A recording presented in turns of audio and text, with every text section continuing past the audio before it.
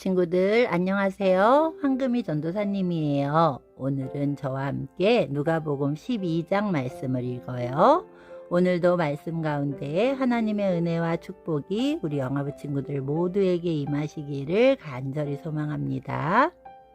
누가복음 12장. 수만 명의 사람들이 몰려들어서 서로 밟힐 지경이 되었습니다. 예수님께서 먼저 제자들에게 말씀하셨습니다. 바리새파 사람들의 누룩을 조심하여라. 그들은 위선자이다. 덮어둔 것은 드러나고 숨겨진 것은 알려질 것이다. 그러므로 어두운 데서 한 말이 밝은 데서 들릴 것이며 안방에서 속삭인 말이 지붕 위에서 선포될 것이다. 내가 너희에게 말한다. 나의 친구들아, 몸은 죽여도 그 이상 아무것도 할 수 없는 사람들을 두려워하지 마라. 너희가 누구를 두려워해야 할지 알려주겠다. 죽인 후에 지옥으로 던질 권세를 가진 분을 두려워하여라. 그렇다. 내가 너희에게 말한다. 그분을 두려워하여라. 참새 5마리가 2아사리온에 팔리지 않느냐. 그러나 그 가운데 하나도 하나님께서 잊으신 것은 없다.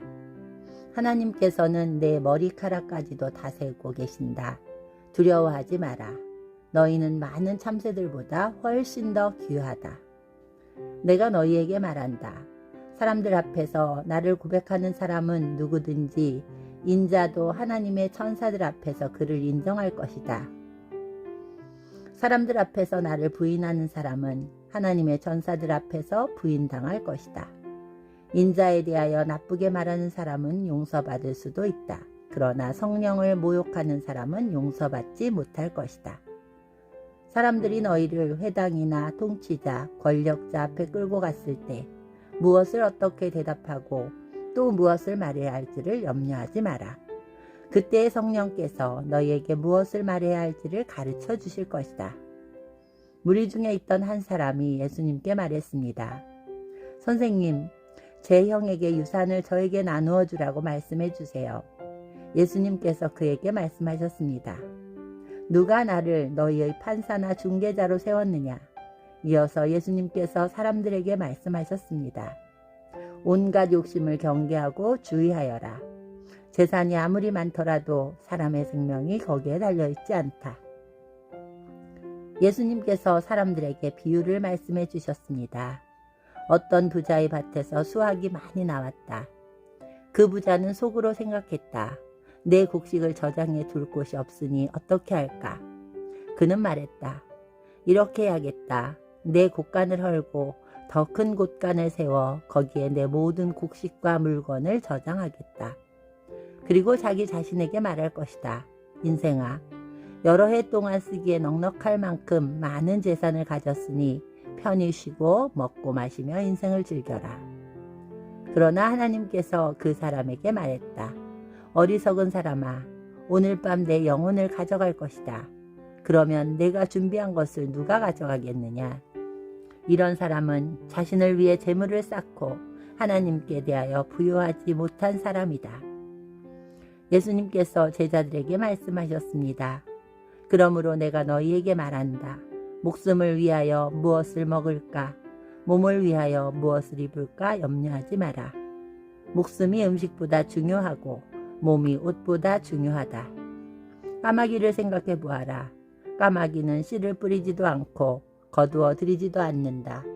그들에게는 곳간이나 창고도 없다. 그러나 하나님께서 먹이신다. 그런데 너희는 새들보다 훨씬 더 귀하지 않느냐?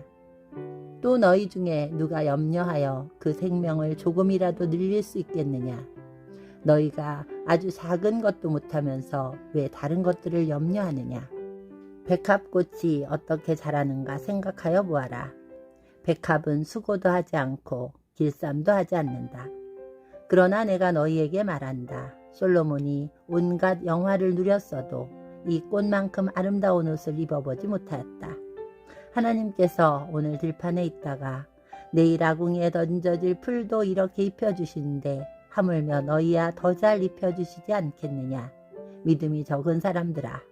그러므로 먹을 것과 마실 것을 구하지 말고 염려하지 마라. 이런 것들은 모두 세상 사람들이 구하는 것이다. 너희 아버지께서 너희에게 이런 것들이 필요하다는 것을 알고 계신다. 너희는 하나님 나라를 구하여라. 그러면 이 모든 것을 너희에게 더하여 주실 것이다. 두려워하지 마라, 어린 양들아. 너희 아버지께서는 하나님 나라를 너희에게 주시기를 기뻐하신다. 너희 소유를 팔아 자선을 베풀어라. 그리고 너희를 위하여 낡지 않은 지갑을 만들고 하늘에 없어지지 않을 재물을 쌓아라. 거기는 도둑이 접할 수 없고 좀도 먹는 일이 없다.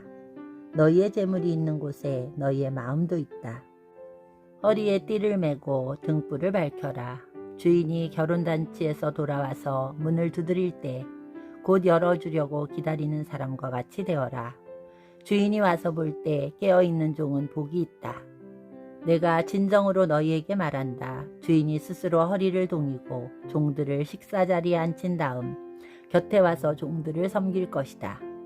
주인이 밤중이나 새벽에 오더라도 깨어있는 종들이 있다면 그 종들에게 복이 있을 것이다. 이것을 기억하여라. 만일 집주인이 도둑이 드는 시간을 안다면 집에 도둑이 들지 못하도록 할 것이다. 너희도 준비하여라. 인자는 너희가 생각지도 않을 때에 올 것이다. 베드로가 말했습니다. 주님, 이 비유는 우리를 위해 말씀하신 것입니까? 모든 사람에게 하신 것입니까? 주님께서 말씀하셨습니다. 누가 신실하고 지혜로운 종이겠느냐? 주인이 그 종에게 다른 종들을 맡기면 제때에 양식을 나누어 줄 일꾼이 누구겠느냐? 주인이 돌아와서 볼 때에 맡겨진 일을 하고 있는 종은 복이 있다. 내가 진정으로 너희에게 말한다. 주인이 자신의 모든 재산을 그에게 맡길 것이다. 그러나 만일 종이 속으로 주인이 돌아오려면 멀었다고 생각하고 남녀 종들을 때리고 먹고 마시며 술에 취해 있다면 미처 생각지도 않고 알지도 못한 때에 그 주인이 돌아와 그를 몹시 때리고 믿음이 없는 자들이 있는 곳으로 보낼 것이다. 주인의 뜻을 알고도 그 뜻에 따라 준비하지도 행하지도 않는 종은 많이 맞을 것이다. 그러나 알지 못하고 매맞을 짓을 한 사람은 적게 맞을 것이다. 많이 받은 사람에게는 많은 책임이 요구되고 많은 것이 맡겨진 사람에게는 많은 것이 요청된다. 나는 세상에 불을 놓으려고 왔다. 불이 이미 붙었으면 더 바랄 것이 없다. 그러나 나는 받아야 할 세례가 있다. 이것이 이루어질 때까지 내가 얼마나 괴로움을 당하겠느냐.